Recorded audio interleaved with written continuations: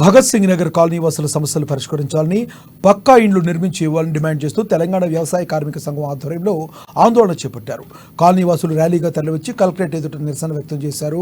కాలనీలు ఏర్పడి దశాబ్దాలు గడుస్తున్నా ఇప్పటికీ కనీస వసతులు కరువయ్యాయని తెలంగాణ వ్యవసాయ కార్మిక సంఘం జిల్లా అధ్యక్షులు లంక రాఘవులు అన్నారు. కాలనీలో అత్యధికులు కూలీ నాలి చేసుకుని జీవనం సాగించే దళితులు, మైనారిటీలు, గిరిజనులు ఉన్నారన్నారు.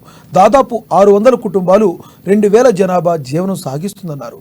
సరైన రోడ్డు లేక, మురుగు కాలువలు లేక అనేక అవస్థలు పడుతున్నారన్నారు. పక్కా ఇళ్లు లేని గుడిసెల్లోనే బతుకులు సాగిస్తున్నారని ఆవేదన వ్యక్తం చేశారు.